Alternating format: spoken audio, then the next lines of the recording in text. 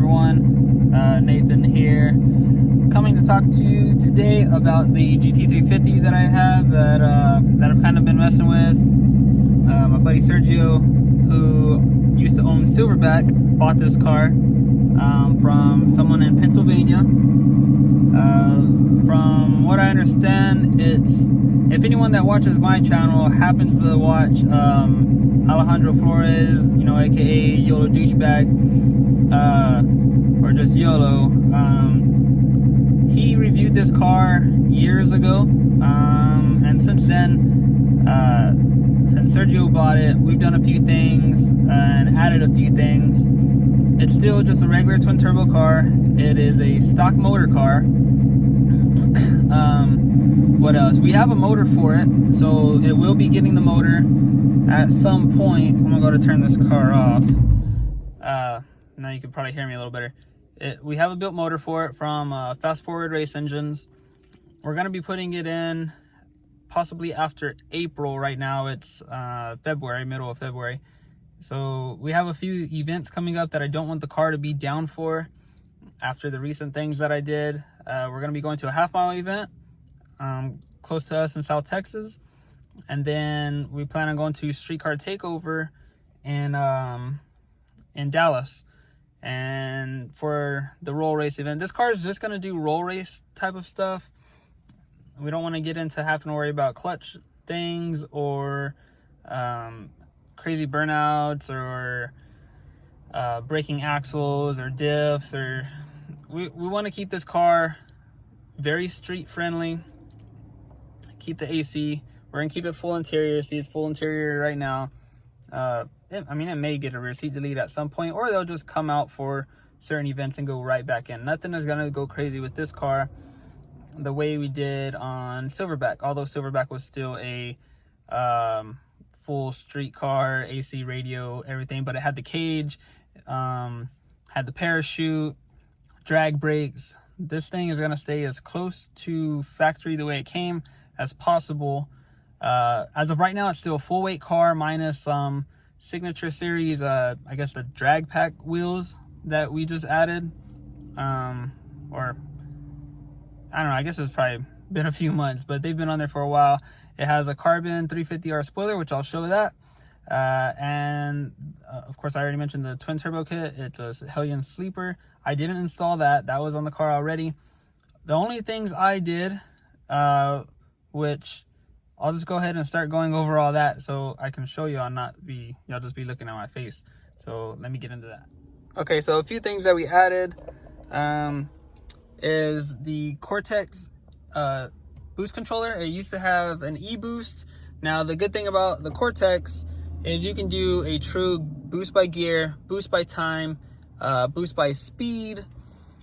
You can also add auxiliary inputs, such as meth or nitrous or trans brake bump box if it were an auto car. I don't know, it's just all around a better boost controller than the e-boost. The e-boost works fine, and it works decent for anyone that does a lot of track stuff or doesn't need a lot of settings. This thing holds 6 different maps, or 7 different maps, something like 6 or 7 different maps. You can do a true boost by gear. You don't have to press a button, anything like that. It wires right into the factory ECU or PCM, whatever you want to call it. They have very detailed instructions. It's a super good all-around kit, and I think it's even cheaper than the e-boost. I want to say the e-boost is $500 to $600. The Cortex is like $450 or something like that. So the glove box only has 2 wires now, watt box, and this is for the the Cortex for the boost controller. So some may or may not say that you do or don't need a watt box. To me, if it were a blower car, no, you don't need one. You can shift, or you should be able to shift just as fast lifting as not lifting. It's not really that big of a difference. But when it comes to a turbo car, or even if it were a centrifugal, or not, yeah, like a centrifugal turbo or centrifugal supercharged car, Paxton, Pro Charger, etc. It's a little warm. Something of the sort, then unfortunately when you lift and for the shift, most of y'all probably know, if y'all watch my channel, most of y'all will know that of course the throttle body opens and closes, and when it hits that blow off valve, you lose all your boost, and there's a fraction of a time that you have to build that boost back up. It may not seem significant in some situations. Small turbos like this car has, it's not that big of a deal. They're twin 55s, they'll spool back up instantly. A small centrifugal, it'll, I guess you can say spool, but spin those RPMs back up pretty quick.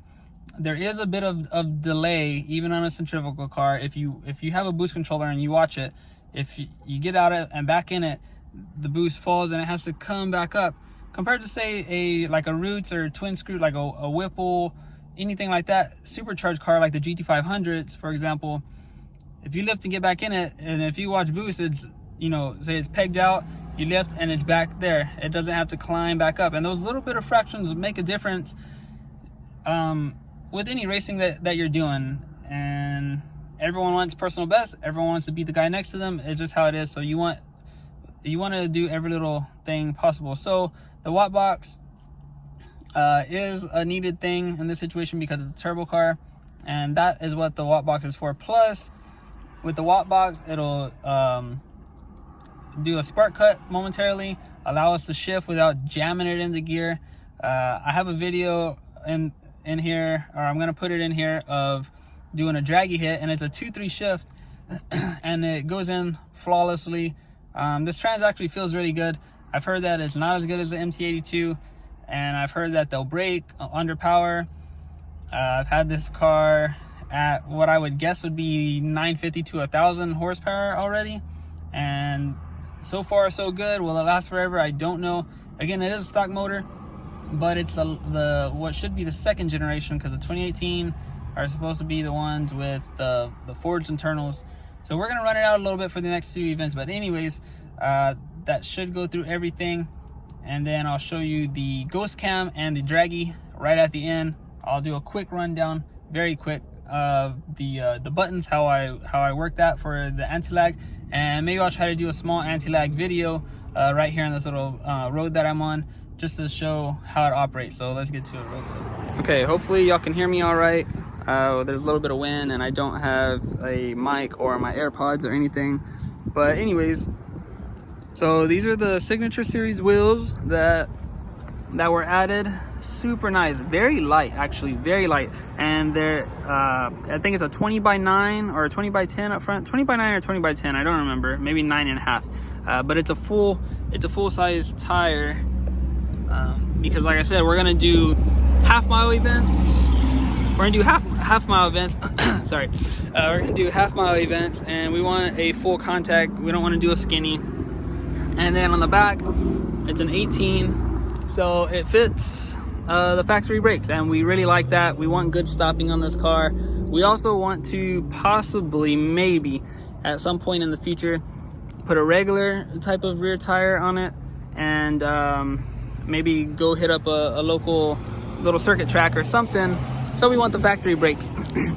Also another thing, Sergio added this carbon fiber Cobra R, or 350R, sorry, not Cobra R, 350R style spoiler. Looks super good. Obviously it's not a real R, but who cares. Car's a little dirty. Sergio's probably gonna not like that, but he'll clean it. Okay, this is actually a Hellion sleeper, and I'm gonna clean up all of this when I pull the motor out. I don't like how that is. These vacuum lines are junk to me. I'm gonna put all the push lock fittings. This all needs cleaned up. There's a lot that will get cleaned up when I put the motor in. Trust me, I promise you, when you see it again after the motor, it will look clean and not like that, not like a bowl of spaghetti. So yeah, it is a Hellion sleeper. It doesn't have the airbox. I had to fix the tensioner bolt bracket, or yeah, the bracket for the scavenge pump, there's a bolt that goes through the tensioner. Somehow it broke. I had to fix that. Whatever, no big deal. And I was gonna put that stupid box in here. Trust me, if you see or hear this car pull up somewhere, you're not gonna think that it's stock. No one's gonna believe it. So, and it honestly doesn't even look that much better with a stock airbox that's not even for a GT350. So that shit is out of there. I don't care. Plus, eventually that pipe will probably get redone anyways, because we're already gonna start maxing out this intercooler. And the intercooler, I don't know if you can tell. Let's see if I can get it. Oh yeah, right there, that little block, that's the mass airflow sensor.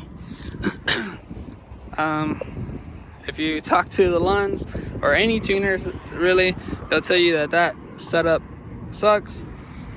Plus we're already getting close to efficiency, max efficiency. So I'm gonna have to have that intercooler redone and put a bigger one, do a better charge pipe, and with the MAF in it, and in which case I'll get rid of that dumb sleeper looking style. So I think that's about it. Also from the title you'll know, but we have Lund's new deal, the multi-tune. So it has rolling anti-lag, which I'll show you, and it has the ghost cam. So let me show you the ghost cam, and then I'll do the rolling anti-lag. At the end of this, I'll put the draggy video. It's pretty damn good for a 2-3 shift, and just a little 60 to 130. So let me show you all that, and then I'll wrap up the video. Okay, so first I'm gonna start it up. It should be with the regular tune. By the way, we have the exhaust dumped right after the turbos. We're used to the GT500 being loud, so, and this really isn't that loud. Plus we want to hear the chops, and it sounds good. So this is regular idle. You can tell it's not chopping. So really, since the car's running, you just, hold on, I'm gonna close this door so it'll be a little bit quieter. There we go. So the car's running, press cruise on. Yeah, by the way, the car only has 8,000 miles, and we're gonna start getting crazy with it. Then you press the cancel resume, and it'll put it into the little multi-tune mode. See, it's right at 1,000 RPMs, and then when you press up, that's going to be the ghost cam tune. So it should start changing. Press cancel to get out of it, and here it comes. Let it figure out what it's doing.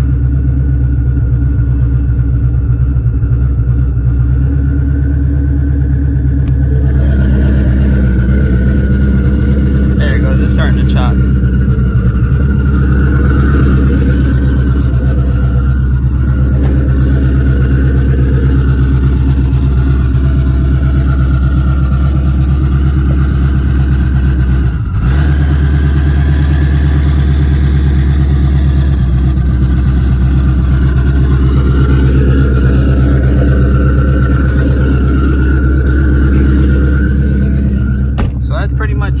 It chops a little harder. I'll put the other chop video in it. I think it's because it's not really warmed up. I literally just pulled out of my apartment and pulled over into this complex. See, like if we go gauges, I don't even know what gauges are in here. So I'll just go to the data logging screen real quick. Hurry up. Maybe, well, I think this thing has the, oh, there it goes. It's starting to chop. I don't even know how to work half these damn things. There we go. Cylinder head temp 171. It's not even really, yeah, coolant temp. The little inferred coolant temp 157. It's not really warmed up, and it'll chop a lot harder once it's warmed up. But anyways, so now let's see if I can show y'all how to operate the rolling anti-lag with one hand. I probably should have had my wife come with me, but we're gonna get it done. But anyways, when you're driving, it's quite simple. You can change the RPM. Lund Jr. has a whole video on that. I'm not gonna go through all that. Let someone far smarter explain all that. But it's as simple as you're going Yeah, you press and hold down. All right, so hold down the on off. On this car it's on off. I think on regular GTs it might just be off, I'm not sure.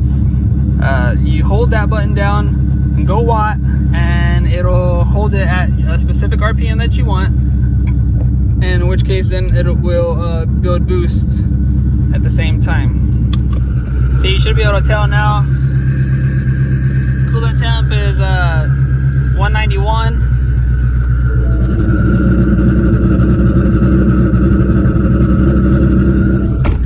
Now it's chopping pretty good.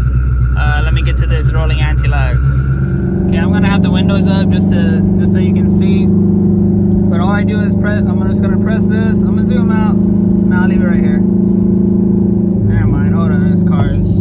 Stupid cars coming. So you just hold this